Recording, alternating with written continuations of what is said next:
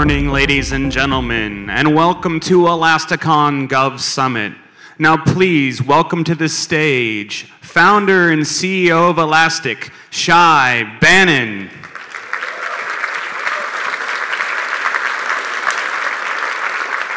Hi everybody, thank you very much for being here. I think every year we about double the number of attendance here, which is pretty exciting. And I think I've said it last year as well. This is where we held our first Elasticon tour ever. And I still remember staying up until very late at night, trying to hack on the keynote and trying to make it work. Now we have a very talented team that can make it much nicer, as you saw. So let's get started. We have about 30 minutes for my session, and then afterwards we're going to go over the various products and solutions that we have. But let's get going. So one of the things that we do at Elastic that I'm really proud, and I think that that's one of the unique advantages that we have as a company, is that when we look at data, when we look at use cases, we look at them through the prism of a search box. And the benefit of looking at them through the prism of a search box allows us to really look at some situations and some use case slightly differently. And hopefully through that being able to provide tons of value to you, our users. And when we started, I wrote way back the first few lines of code of Elasticsearch. And the goal was really to allow for a very flexible search engine that allows you to put any type of data into it. And then being able to go and search on it. And this search is a very powerful experience. If you think about it, every single day that you wake up in the morning, you're probably being welcomed by a search box, whether now it's the address bar on your browser or any type of app that you open and that search box is in front of you. And Elasticsearch, probably there's a good chance that it powers most of these search experiences. And they're very powerful. They allow you to be in control of your data versus the data being in control of you. But then it never stops for us when it comes to a search engine. It's about the experiences that you as a user has. So when we created the company, when we started Elasticsearch, we very quickly joined forces with Kibana in order to be able to build a visualization layer and allow you to really extend that search box to a level that you can go and experience search in a curated way through Kibana. Whether it's dashboarding, whether it's custom visualization, whether it's really advanced experiences that you would have when it comes to interacting with the data. And it's not only then, it's about also collecting data. So even though Elasticsearch has APIs, you can actually stream data into it. We went and invested quite heavily in two components, Logstash and Beats, that allows us to productionize the way of shipping data into the stack. But at the end of the day, the Elastic Stack or the Elk Stack is just a stack. It's a pretty generic search engine, pretty generic visualizations that allows you to do something with it.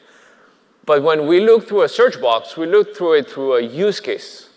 And again, that's one of the aspects that I think really allows us as a company and as a set of products to make you, the user, successful. So we start and look at it through a search box, and we say, OK, what would it mean to take a search box and put it on top of a website inside search? You want to go and allow our users to go and search on a website. What does it mean to take a search box and put it on an application, in your phone, in your internal company? What does it mean to take a search box and put it on top of your corporate data sets in enterprise search? And in all of these use cases, our products have become one of the most popular search engines or search experiences that you would have today. We power almost any type of search box that you can imagine, including Wikipedia, for example. Any app that you open on your iPhone or your Android is probably powered. That search box is powered by Elastic, like Uber. And most of the enterprise search products out there, including ours, is powered by Elasticsearch that allows you to search through corporate data. So when we go into a use case, our goal is always to be the best and provide our users with the best experience possible. And that's what we double down on, these experiences that you would have. Now, when we created Elastic, again, the goal was not to go and create an enterprise search company. And our users have innovated and said, OK, there's a space that we have that allows for application. They create this thing called logs, this information. And all of that information ends up being increased and increased. These logs increase in size. And our users and our community said, OK, like, we want to create an open, free, and hopefully very fast search engine that allows you to search on these logs, on this information. So we became, and we doubled down on it, and we invested in it, and we became one of the most popular, if not the most popular, logging solution out there in the world today. And the reason why we became that is obviously our investment in community, free and open. So this ability to go and give our products and give our products to all of our users that allow them to experience it, but also because the product was so good. The product was fast, the data volumes were growing, and the ability in logs to be able to go and find that needle in a haystack, that error that is eluding us, that causes the systems to be down or an application to not be, to fail, that's super important. But also take a really high-level view and being able to aggregate tons of data and being able to go and visualize it and aggregate it in dashboarding and other aspects. So we build on top of the stack, but also go deep within this logs use case up to a point where we are now the most successful logging solution out there in the world today. But when we looked at logs, we always look at it again through the prism of a search box. And we said, OK, logs is actually just one data stream in the life of an operations person, in the life of a DevOps person. And it's only one part of the equation when it comes to making sure that you're successful as an operation person. And if you're an operation person, you're sitting there and you're saying, I just want to know if my infrastructure is up. I want to know if I have an application and whether they're behaving, whether they're healthy. I want to know if something is not working, how quickly can I go and fix it? And logs are only part of the equation. So for the past few years, we've really invested in making sure that we bring the other data streams into the equation and provide you with a single holistic view into this operations experience. Now, we didn't know how to call it back then, but we knew that we wanted to provide you with all of that information. We got into the metric space. How do you collect metrics next to your logs in order to provide you with this breadth of information? And we joined forces with an APM company, and now we have a fully featured APM product as well, the ability to go and instrument an application. So instrument an application, collect the metrics and statistics about an application or an environment, and collect the data that it generates in logs to be able to provide you with a single view. And we are one of the only companies in the world today, or the only product stacks in the world today, that provide you with these three capabilities in a single technology stack.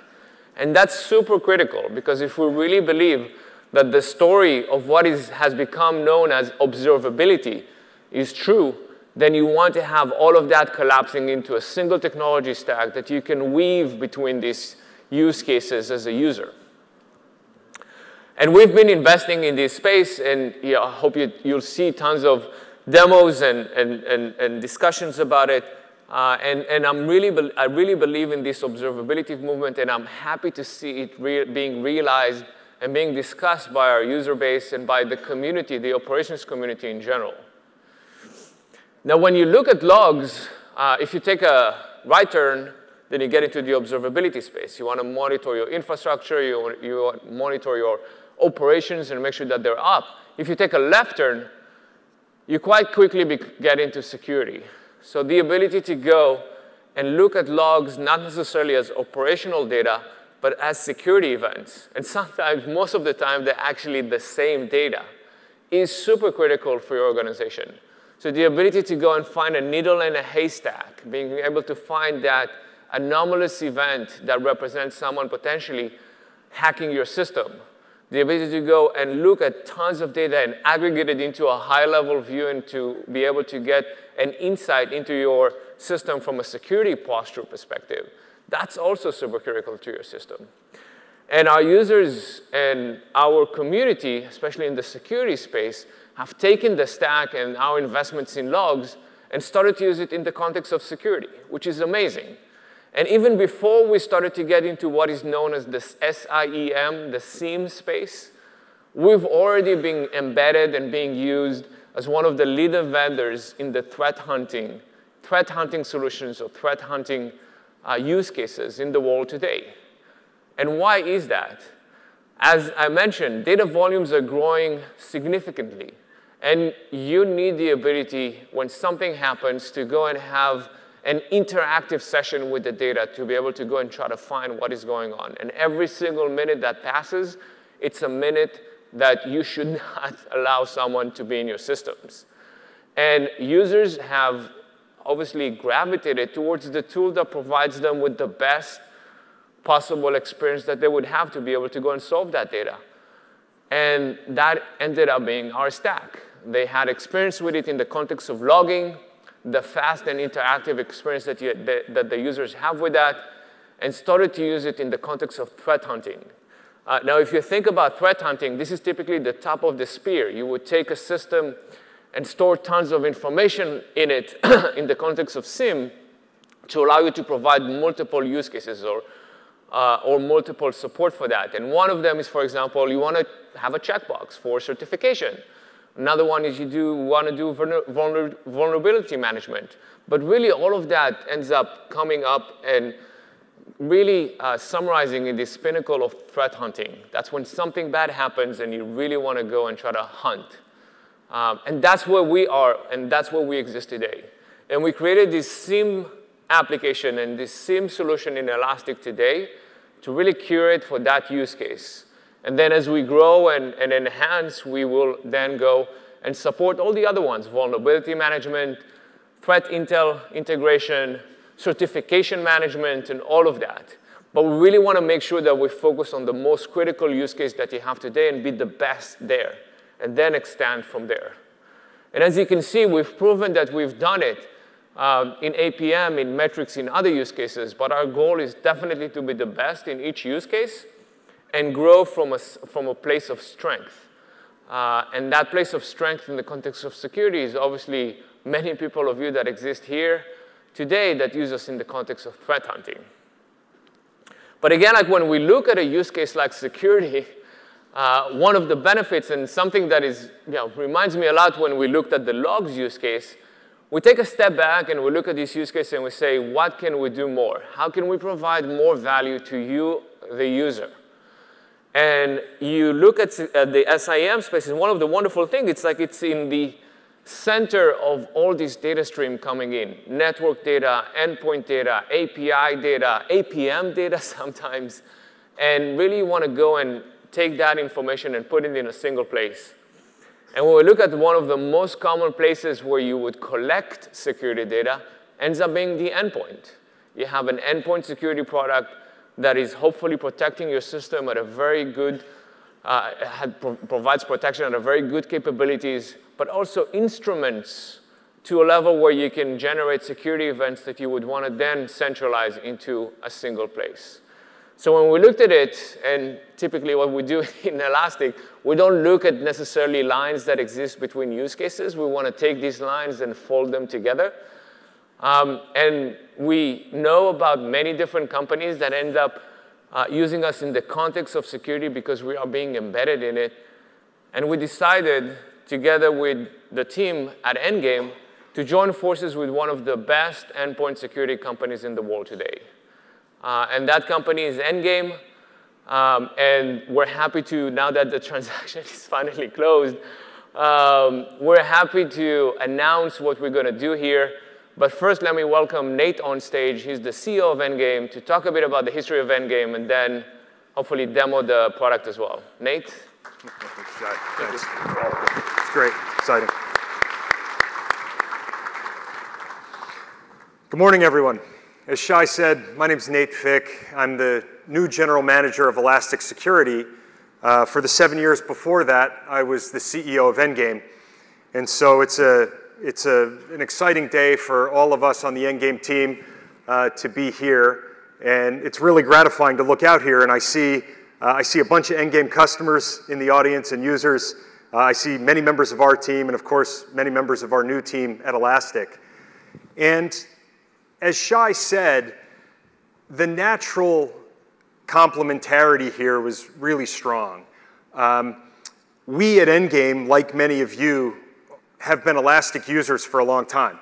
Endgame's built on Elastic. And so we love the technology, and we've been fans for years. We saw Elastic beginning to make forays into security and had a lot of conviction that Elastic's technology applied to security could be incredibly powerful. And so it's hard to believe, it was only 6 months ago that Shay and I had our first conversation where I said, hey, we're big Elastic fans. Seems like you guys could do a ton in security.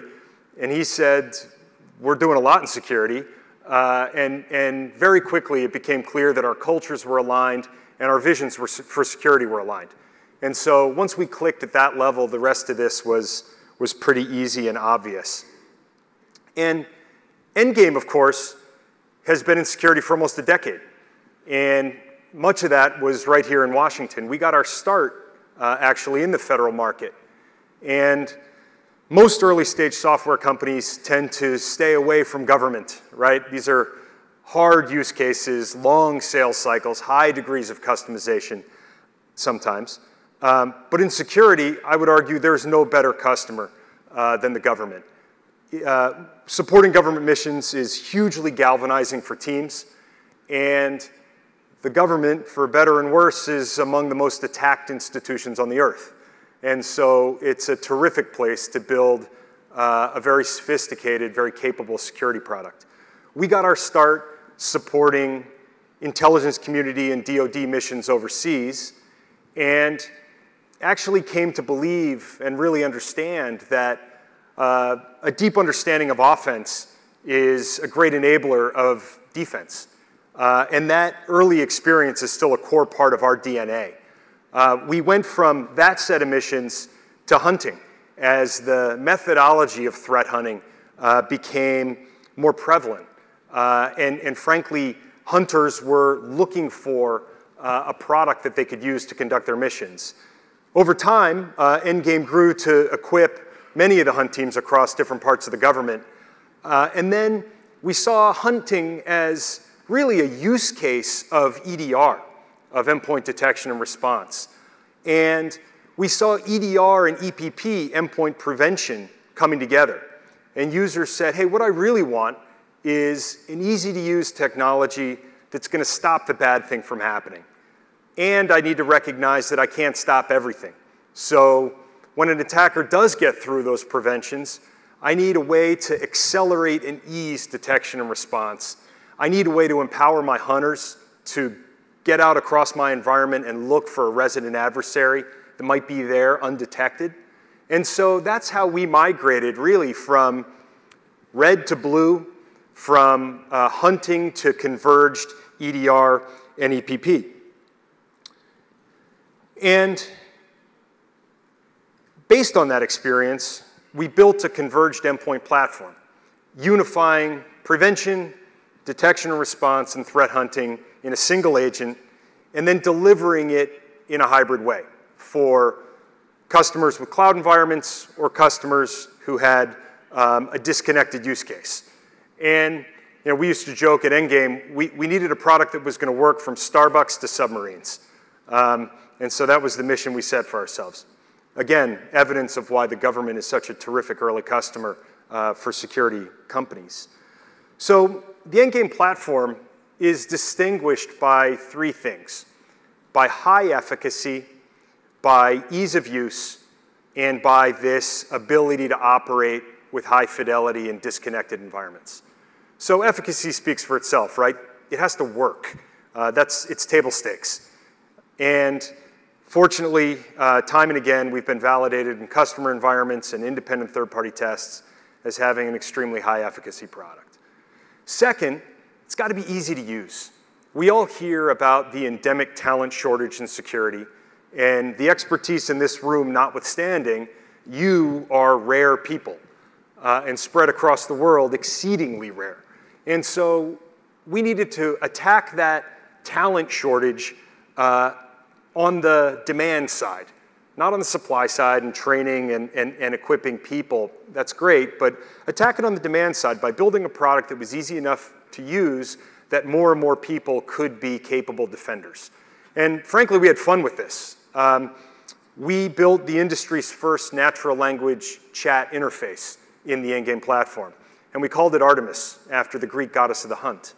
And one year we even connected it to Amazon's Alexa to let people use voice commands to power the platform. And that, I admit, was a little bit of a stunt. But still, the natural language interface is a huge and compelling piece of what we do in order to make the product easy to use and accessible to more people.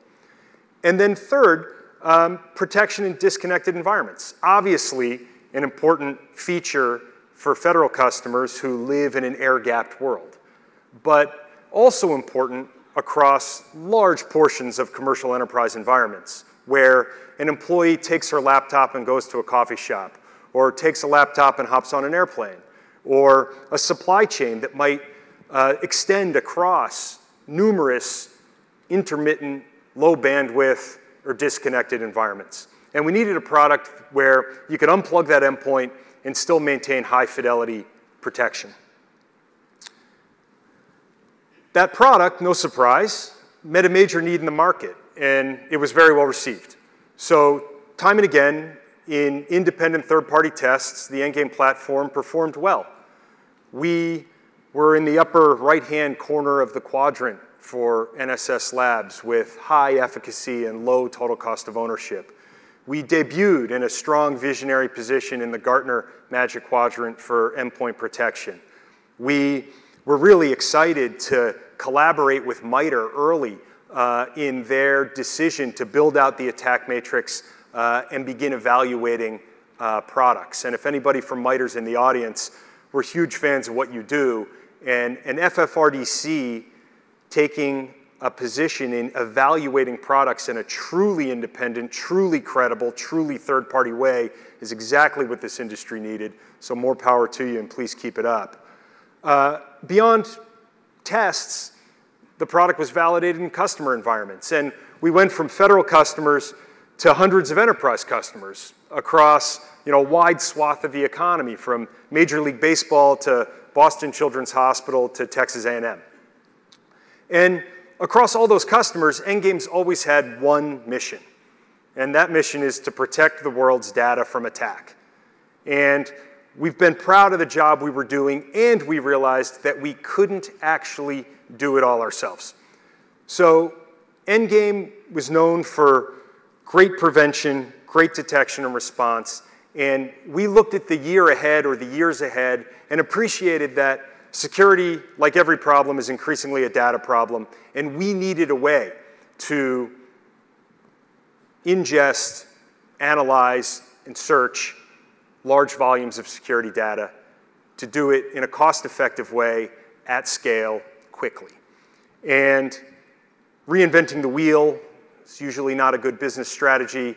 There was no more exciting and more compelling way for us to bring together best-in-breed technology than to combine the best endpoint with the best search. And so Elastic has reinvented how people store, access, and analyze data in search.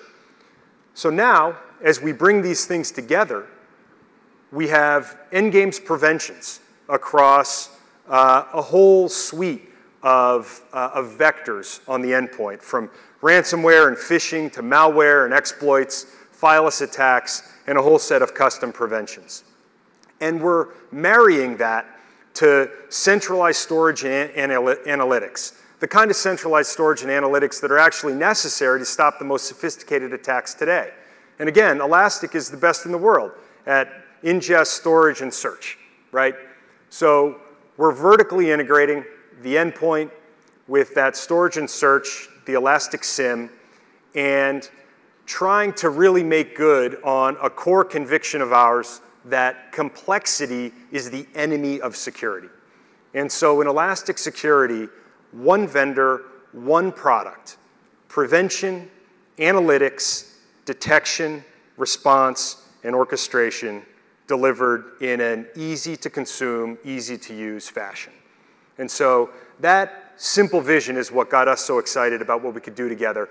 And I'm glad to introduce my colleague, Mike Nichols, our head of product at Endgame and now at Elastic Security, to show you the product.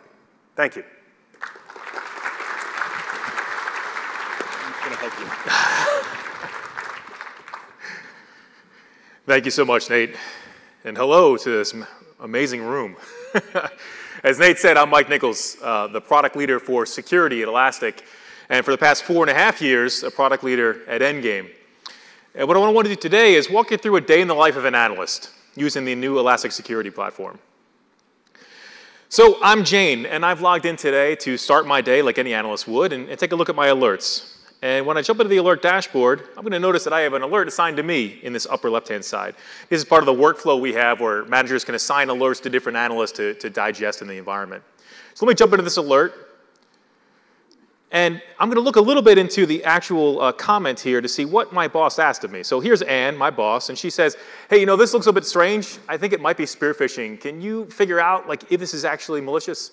And if anybody is an analyst, I was an analyst in a previous life, this is like all too familiar, right? You do this 100 times a day over and over and over again. It's, is this really bad? How did it get here? What did it do? And of course, the most important thing, which we're excited to bring to Elastic now, fix it, right? Response capabilities. How can I actually stop this problem? So let me walk through those different steps and show you how easy it is to use now in Elastic Endpoint Security. So the first question, of course, is, you know, what is this thing? Like, I have an alert, great. You know, I get alerts all the time. Is this actually important?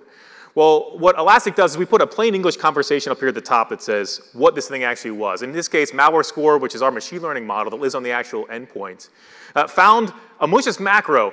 And this is really important. Nate mentioned phishing prevention. And it's something we pushed for pretty heavily about 1.5 years ago as we saw less and less software exploitation, you know, zero-day exploits, because they're expensive. And once an adversary uses it, it's burned. And more user exploitation, because it's cheap. And users always click, right? They always say, oh, go ahead. So you know, sending somebody a juicy-looking document and saying, hey, run this thing, sure, I'll open that up. I don't know what macros are. I'll hit it and infect the system. And it became a really prevalent way. If you go to any APT report or any threat report, it usually starts with the user clicked a spear phishing email. So we wanted to put a thing on the endpoint that helped prevent that. And this is a machine learning model that actually is able to prevent those malicious macros. In this demonstration, though, I put everything in detect. If it's been prevent, it's pretty boring, right? It just stops everything, which is probably pretty cool. But in this case, everything's in detect mode. So let me pretend that I didn't stop it, and it actually, and the malicious macro ran. I, Mike Nichols, product leader of security, I trust Endgame, right? I trust what we do and say, sure, this is definitely bad. But Jane, she's a little skeptical, right? She gets alerts all the time, and she's like, I don't know, is this really bad? And this is where the power of the coverage that Elastic provides is really important. It's not just initial access. It's not just what typical antivirus provides of malware or something like that. We go far deeper across the MITRE attack matrix. So we're covering post-exploitation far beyond that. So if I go up here and I see at the top it says I have 18 total hits. So if I click that, you'll see this left-hand pane changes. And when I scroll down, I see besides malware, a whole bunch of post-exploitation MITRE attacks, like cert util being used to decode files, weird MS Office processes, run DLL being executed, a bunch of stuff that goes beyond that. But I'm a visual guy, right? I'm a visual learner. So if I just click this expand all and show you the breadth of resolver and look for just red boxes, there's enough red boxes here for me to be worried and go, something bad is happening, right? There's a lot of indications across this entire attack that tells me something bad is in the environment. I don't know what yet, but I want to stop the bleeding, right? The first thing I need to do is to sort of batten down the hatches. And this is the power now we bring to Elastic. You can actually respond. I'm going to show you with one click how I can go up here and say, take action, isolate host, yes. That's it. Now if I watch here, if I'm fast enough, you'll see this little lock will pop up, but it's already done. So you see the lock here where it says endpoint. It's already locked off. What we've done is we've sent a command down to the kernel level agent on the system to lock network communications completely on that box. So the adversary cannot communicate. They can't destroy or steal data. But the platform, the Elastic Stack, can still communicate and do its forensic activity. In fact, you can open up other things if you wanted to dynamically. So you've been able to figure out there's a problem, lock it down, and now you can pass that off to your team to say, okay, I didn't lose any forensic artifacts, I didn't crush this thing, but I did block the adversary from stealing or destroying data. And now I can do the rest of my activities, rest of my forensic analysis, without the fear that data is being bled out to somewhere else. All right, so now I have to figure out, what happened? How did this happen? What did it do? Let me pull this back up into Resolver. Resolver is really our pictorial way of describing the timeline, that sequence of events, in hopefully a pretty simplistic way for the user. The first thing is there's a big red box here on Outlook. Tell me something bad happened. If I click in that Outlook, it's going to tell me that there was an email called upcoming defense events. If I actually go back to this alert, you see that's what was the file. It was a spreadsheet that was open that actually had that malicious macro. Let me see what Outlook did. Outlook first opened Excel. That seems normal, right? Excel opens up. That's how I view a spreadsheet. But what happened after that? Well, this is strange. Excel opened Excel. Why would Excel open itself? And then Excel also opened something called certutil. I don't know what that is. And j something something.exe. That doesn't sound right either. Why is Excel opening all these things? Well, let me memento this for a minute. I'm going to go to the end, and then I'm going to back into it. This is actually an APT-28 attack, which is a allegedly Russian military intelligence nation state that you might be familiar with from the supposed DNC attack that happened. And this is very sophisticated. And the reason I'm showing it to you is not because I think everybody needs to be scared of advanced persistent threats. But I do think you need to worry about the fact that they are very experienced and talented development shops that are building techniques and tactics that are being quickly federated down to crimeware groups. You know, we see people like Fin7 and others adopting these techniques almost instantly once they're being used. So even if you don't have to worry about APTs, you got to worry about what APTs are building and developing. So we see that it spawns Excel. The reason it does that is because to the end user, when the first Excel opens and runs all this bad stuff, it spawns an actual spreadsheet. So what the user goes, oh, well, look, it's a spreadsheet. Cool. I don't need this anymore. And they close it. But they're not worried about it. They don't have to go call the help desk because it looks like it was normal. But meanwhile, a bunch of badness is happening. certutil is actually a built-in Microsoft Windows application. And again, the adversaries know what you do. They know you have a bunch of technologies that are looking for bad things to happen on the endpoint. So instead of bringing in their toolkits, they use the built-in Microsoft stuff, right? Microsoft Windows is one of the best exploit kits in the world. It is all this fantastic technology that you can use. certutil allows you to decode files. So what was encoded in Excel is now decoded and executed as j4 whatever.exe. And ultimately, they run inside of run DLL32. They actually use run DLL to launch a malicious DLL, again, hiding themselves by not launching an actual application. I'm going to go a lot deeper in this actual attack. I have a 30-minute breakout session later on called Security Starts at the Endpoint at 2 o'clock. Happy to go more into this. But I just want to show you quickly how if I were to say something like, well, what's the C2? Well, here's DNS right here. We capture all the DNS entries. I can actually click and see what it is. Don't go here. This is actually the malicious C2. But there's lots of other data. I can take an action and pivot on any of these. For example, if this file I wanted to grab, I can actually click here and download this malicious DLL right from this box and actually have that for my forensic analysis. And of course, as we mentioned Artemis, I can actually ask Artemis plain English questions like search for this malicious thing, and it's going to say, hey, I'll do that for you. I'm not going to do that right now in the interest of time, but again, I can show you in the breakout session. We also have an AMA booth and a demo booth as well in that other room if you want to talk more. But again, in one glance, what I hope you can solve quickly here is that I, as a junior analyst, was able to determine it's probably pretty bad, lock the box so nothing gets stolen or destroyed, at least paste together a pretty sophisticated story of an advanced adversary, and have enough data now to move into the next stage of building a response and remediation plan. And guess what? You can actually respond and remediate now from Elastic. But what if it happened and I wasn't actually already installed? Or what if I didn't find the threat? Well, this is where we get into threat hunting. And again, we have now built into Elastic Endpoint Security automated threat hunting, where I can click in here, and let's imagine I just did a one-click hunt. I'm now finding an already injected attack. So this is that same attack injected into run DLL32, running in run DLL32. I did this by doing automated memory analysis with one click across all my endpoints. I did memory forensics and brought back the data and told you here's where the problem is. Again, threat hunting at scale in an extremely simple way for the user. And that's not all, of course, because that's all great. We can find these advanced problems, we can stop them, we can respond to them. But also, now that we're part of Elastic, we have all the goodness that Elastic brings with it as well. So all of our data, all of our security data is being ingested in the Elastic Stack in ECS, Elastic Common Schema format. So if you want to do something like build an amazing dashboard, well, you can have that data available right here in Canvas. You can make your own customized dashboards. How many people have gotten a security product and it has like 2 installed reports and you're like, I want more than this? Well, you can make whatever you want now in Elastic. What if you want to use other parts of Elastic? How about the SIEM? Now, if an attack spans more than just my single endpoint, it spans the enterprise, I can use the power of SIEM to find uncommon processes, to find anomalies, and to use all the breadth and power of that search technology that Shay and Nate both talked about. And again, there's more and more stuff here. Here's your custom dashboards. Here's a custom dashboard we built for threat hunting to look for things like strange PowerShell and strange logon processes. And of course, just the power of Discover, that ability to actually search. The average dwell time in adversary is about 100 days, but endpoint vendors are giving you 7 days or less. I mean, that doesn't make any sense, right? Now with the power of Elastic, you can search and store and get answers back instantly across 6 months of data, years of data. Why not? That's the power that we bring when we marry endpoint with Elastic. So I hope you can come see more of what to demo this. Again, we have a demo booth and an AMA booth, as well as a 30-minute breakout session about endpoint security. I'll be happy to go deeper into MITRE and the rest of what we cover. Hopefully you're excited enough about this to see us and talk more about it. And I'd like to bring Shay back up to talk more about the merger. Thank you. Mike, thank you. Thank you. So one of the ways that I'm excited about, and Nate and Mike talked about it, is that when we try to think about how do we bring value to you users, I'm as excited about bringing these great products to market, but also just bringing the security DNA, just like get people into Elastic that really understand the security space, really understand your needs when it comes to solving the most challenging and the most mundane security problems that you have today and trying to build the products that you want. So what do we announce today? As Mike said, we're announcing Elastic Endpoint Security. So it's Endgame, the product itself that you can go download and run yourself or deploy on cloud by reaching out to us.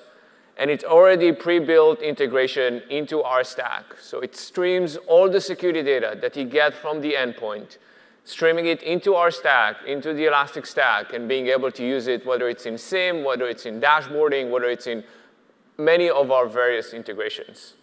And I'm super excited about it. As we think about this endpoint security market, we look at it from, I look at it at least from, or we look at it from different prisms. The first one is, well, obviously, if you want to go and implement a security use case, you need the best threat hunting tool in the world today, together with one of the best endpoint tools in the world today. And we're marrying the two together. We're breaking these lines. We want to make sure that endpoints and SIEM are actually the same thing that you as a security professional are trying to solve, which is like prevent people from doing bad things in your company or in your organization. The other one that we're thinking about a lot is how do we make sure that every single endpoint in the world today is protected? And we really want to bring all of that technology to you, the user. And when I look at it, even in our company, so first of all, when you observe, when you go and install something to collect information from laptops, from servers, why not protect? While you observe, why not protect? If you already have something deployed, let's make sure that we protect it, try to prevent as much as possible, but also collect all the data that is needed for further investigation and further threat hunting. More than that, you deploy things on your laptops, these endpoints that are allowed to prevent. What about your servers? So when you go and deploy, and many of us, including our company, have many servers, and after seeing all the capabilities that Endgame provides or a good endpoint system has, I'm almost like, where are we installing these endpoints on our servers as well? And this is critical, because on the servers, you have all of our agents, Elastic agents that collect logs and metrics and APM. And we say, why you observe, why not protect? Why not protect the servers as much as you protect laptops? And as you can see, we think and already have the integration that we want, but we want to bring it in the future to have a much more integrated solution. So we want to bring endpoint security to be really one of the solutions that is built on top of the stack. And again, like that, you will be able to weave between the various solutions. And we want to bring endpoint as one of the data sources and the just core functionality that you would expect from the stack. And the team and us are working very hard to make sure that this is the future that you're going to have. And we're going to have some announcements about it in the upcoming months. Now let me talk a bit about another area that I think is critical when it comes to using the single technology stack. So when we got into the various use cases and various solutions, we always look at the fact that data is the most important thing that you have in your system. And any other prism, to be honest, it's kind of like misleading. So if you look at, for example, when we got into site search, many vendors will go, or many vendors that you have will go and say, OK, I'm going to have query-based pricing. So the amount of queries that you have, that's what I'm going to price on. And we at Elastic think that if you store more data in the system, you're getting more value, and that's what you should pay for. If you store more data in the system, you're going to have more servers deployed on the cloud or on-prem, and that makes total sense for us to then jointly create more value to solve a specific challenge that you have. In this case, having a search box on your website. And that was, I don't know if people remember, that was pretty unique. And then we took it to App Search, and we don't do document-based pricing. I don't remember if you remember those old days where you got penalized because you had more documents in the system. Or Enterprise Search, if you add more connectors into your various corporate data sets, and then you had to pay more in order to do that. And we collapsed all of that together and said, well, just pay for the data that you use. There's no need to have these fake areas where you need to pay for that you shouldn't. And then when we got into logs, we said the same thing. We said, why should you pay for various ways of ingest based on ingest data or something along those lines? Just pay for the data that you use. And more than that, when we started to get into the observability space, we said, OK, like you're going to capture metrics. Why does it matter if you have 10 hosts or 1,000 hosts or 10,000 hosts? Now with containers, virtualization, really, why are you being penalized to pay per host? So we said the same thing. Just pay for the data that you actually use. And when we got into the APM space, the same thing happened. We said, why should you pay for an application? Applications today are moving from one big monolith into microservices, more and more smaller applications that are more nimble, deployed on something like Kubernetes or containers. Why should you suddenly go and pay? You used to pay for one application and suddenly have to pay for 10 or 20 or 30 just because you re-architected your system and the amount of data didn't change.